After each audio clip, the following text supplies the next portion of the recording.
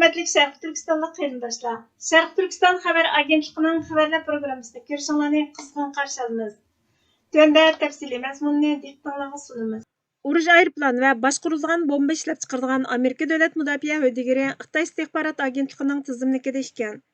Gündəlik Çaqırğıcı xəbər fondining 11 fevral günidagi xəbəriga qaraganda, Gündəlik Çaqırğıcı xəbər fondining tekshirishdan ma'lum bo'lishicha, Amerika hərbiy aeroplanini zapchas bilan ta'minlaydigan və Amerika hökumətiga ta'minlash zanjirining bexatarligi to'g'risida maslahat beradigan Mudofaa höddigarligi Xitoy Kompartiyasi istihbarat va ta'sir kuchi organlari bilan munosabati quyuq ko'chmanning egdorchiligida bo'lib, Davlat Mudofaa Ministrligi Nyu-Yorkdagi Davlat bexatarlik ministrligi kengashida xizmat qiladigan muhim ishlab chiqarish shirkati bo'lgan S&L Aerospace metallari LLSga kurashchi aeroplan, hujum tikuvchi aeroplan va boshqarilgan bomba qo'yib berish zapchaslari uchun necha 10 million dollarlik mudofaa to'xtami tuzgan. S&Lning bosh ijroiya amaldori Jerry Wang, Xitoycha ismi Wang Zhou, Xitoy davlat taratqullarining xabariga qaraganda, Xitoy Kompartiyasining ko'p xil ta'siri va istihbarat organlarining amaldori ekanligi aniqlab chiqilgan bo'lib, Xitoy diktatori Xi Jinpingni o'z ichiga olgan Kompartiyaning sarxillari bilan bo'lgan aloqasi andish qo'zg'agan.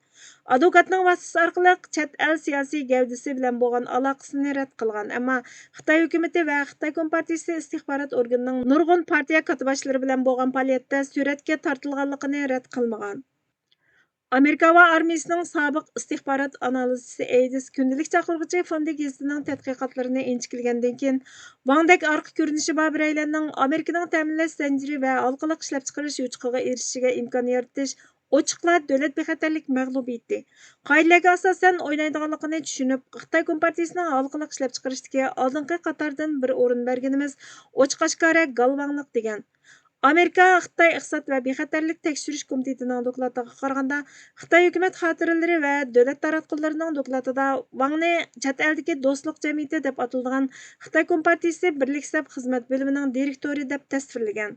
2019-yili mayda o'tkazilgan chet el do'stlik jamiyati yig'inidan Beijingda tortilgan ko'rinishlarda Wangning Xi Jinpingni olqishlaganligi ko'rsatilgan. Xitoy davlat taratqullarining xabariga qaraganda, suratlarda yana Wangning 2006-yili maydan boshlab Nyu-Yorkda Xitoyning kelgusi rahbari Xi Jinpingni kutib olish uchun yig'ilish o'tkazganligi ko'rsatilgan. Amerika hukumatining xabariga qaraganda, S&L taxminan 60 million dollarlik mudofaa to'xtami va höddigarlik to'xtamiga erishgan. Shundaqla halqaliq ishlab chiqarish bexatarlik uchun DHS kengashida xizmat qilgan. Arxiv tor bekitida deyilishicha, S&L aviatsiya olam qatnashi 1947-yili qurilgan bo'lib, dastlabda velosiped zapchaslari ishlab chiqargan. Ammo 1950-yillarda olam qatnashi sanoatiga o'tgan. Nyu-York shaharlik iqtisodiy taraqqiyot shirkatining xabariga qaraganda, Wang 1986-yili Xitoydan Amerikaga ko'chib kelgan va 2001-yili hamrohi bilan shirkatni sotib olgandan keyin S&Lning bosh ijroiya amaldori bo'lgan. Amerikaning yuqori darajalik siyosiyoni Elon Muskni Xitoyga yolvordi deb ayblagan. Muhofizatchi xabar torining 11 fevral kunidagi xabarida aytilishicha, Donald Trumpning yaqin maslahatchisi Donald Trump uchun eng ko'p iona qilgan federal hukumatni yangidan tashkillashga urinayotgan Elon Muskni Cumhuriyetchilar partiyasi Kengash palatasi istihbarat komitetining raisidan kuchli bir ayblash o'tirg'i chiqqan. Kengash palatasining istihbarat raisi Tom Cotton Trumpning muhim ittifoqdoshi texnika devisini qattiq gaplar bilan ayblagan. Arkansas shtatining Kengash palata a'zosi Tom Cotton yangi kitobida Elon Muskni Tesla va ijtimoiy axborot supisi X qatorliq shirkatlarning bosh ijroiya amaldori bo'lish sifati bilan o'zining manfaati badaliga Xitoy dollarini qo'g'lashib, Xitoy Kompartiyasi katiboshlariga yolvorgan deb ayblagan. Tom Cotton Elon Muskning 2021-yili Xitoy davlat televiziyasining suhbatini qabul qilgan vaqtdagi Tesla'ning Xitoydagi taraqqiyoti va Xitoyning kelgusining intayin yaxshi bo'ladiganligini aytganligini naql qilib, buningga qo'shilmaydiganligini bildirgan. Trump uzundan buyon Xitoyning mollariga boj qo'yib kelayotgan bo'lsa-mu, yaqindan buyon TikTokning cheklanishiga qarata maydonini o'zgartgan. Bayden hokimiyati mezgilida TikTokning cheklanishini qo'llagan bo'lsa-mu, o'zi hokimiyatni qo'lga olgandan keyin buyruqning ijro qilinishini kechiktirgan. Elon Musk TikTokning ana shirkati ByteDance'ning besimiga bo'yin egib, TikTok'ның Amerikada işletilishini qabul qildiganligi to'g'risida hech qanday baho bermagan. Tom Cotton Amerikaning siyosiy sahnasidagi Xitoyni ochiq-oshkora tanqidlaydigan TikTok masalasida Trumpni ayblagan kuchli siyosiyon. Kengash palata a'zosining tunji kitobi Trump siyosiy sahnadan ayrilgandan keyin texmi yuqori bahoga erishish orzusidan bishorat bergan. Uning Xitoy haqida deyilgan 7 narsa nomli yangi kitobi kelar hafta Amerikada nashr qilinadi ekan. Tom Cotton kitobida Elon Muskni o'z ichiga olgan Xitoyning dollarini qo'g'lashgan Xitoy Kompartiyasi katibaşlarga nomussizlarcha yalvorganligini aytgan bir guruh Amerikalik texnika divinlarini tasvirlagan. U kitobida Bill Gatesning Xitoy mustabidligini maqtaganligini, Xi Jinpingning jafoliq ishlaganiga hayron qolganligini va uni qaltis yigit deb maqtaganligini aytlagan. Kitobda Facebookning ijroiya raisi Mark Zuckerbergning Xi Jinpingning Xitoyni boshqarish nomli kitobini sotib olib, xizmatchilarining Xitoycha alayligiga sotsializmni tushunish uchun tarqitib berganligini aytlagan.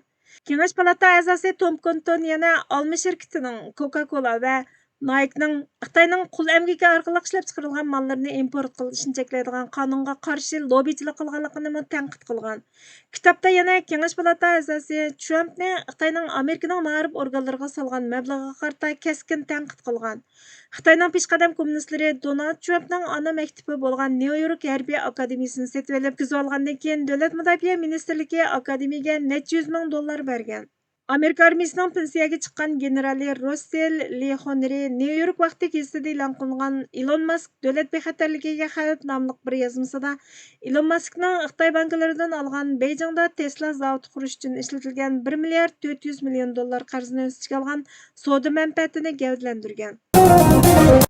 Dushman aynakdir. G'ulam Osmon yog'mi?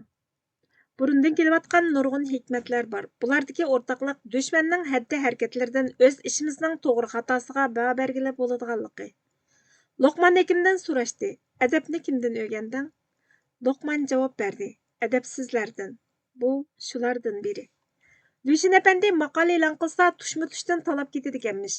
Bir qatimda hech kim talmabdi ekan, otgan o'qim joyiga tegmagan o'xshaydi deb o'ylabdi. Növbətdə elib verilmoqchi bo'lgan rayon sinashning muhimligini qarshi chiquvchilarning kimligiga qarab baholasak bo'ladi. Qarshi chiqayotganlar kimlar? Abbos oilasining biqinidagi tashkilotlar. Chet elga chiqib kelish holati gumonliq bo'lgan shaxslar. Necha vaqtdan beri bizga avtonomiya tilab bermoqchi bo'lgan atalmish da'vochilar va ular mansub bo'lgan tashkilotlar. Atalmish Xitoy demokratlarining quchqida o'ltiradiganlar. Atalmish Xitoy o'qituvchi boylar bilan munosabati bo'lganlar. İlham to'xtichilar. Bularning savollari ajoyiblar. Bu qadar mas'uliyatli bo'lsang, 70 yillik yolg'on da'voning davomi bo'lgan bugungilarga biror savol qo'yib baqdingmi? Nima uchun? Nimaga? Turdagi savollar allaqachon javoblandi. Mustaqillik orzuyimiz rostmi? Vatanimizning Xitoylar tarafidan besib olingani rostmi?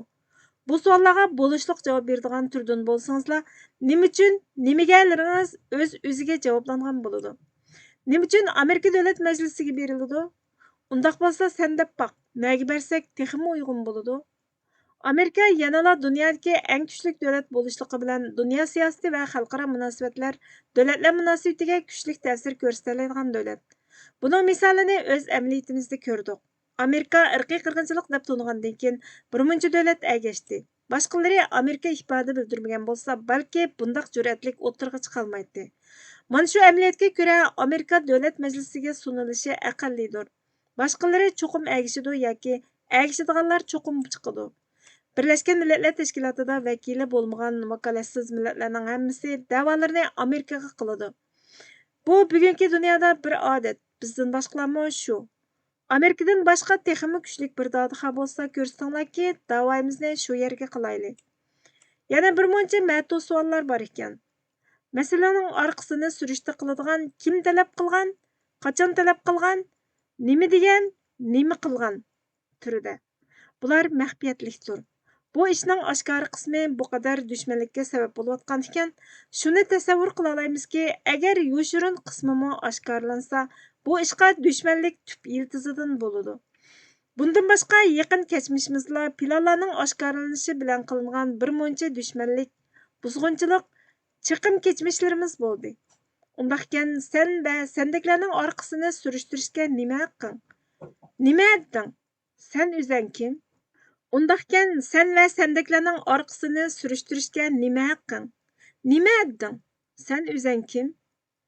Üzəngning peshonangdagi po'qni eriqda, ondan bir gap bo'la.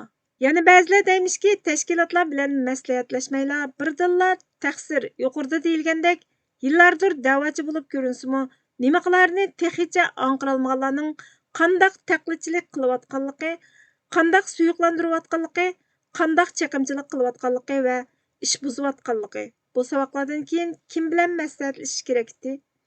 Avtonomiyachi tashkilotlar bilanmi? Shu anda jon jahli bilan qarshi chiqib tirkishayotgan to'plar bilan maslahatlashish kerakmidi? Bizga vaqt ayirganingiz uchun ko'p rahmat. Kelar qatimki programmamizda ko'rishguncha Allohga omonat bo'lgaysizlar.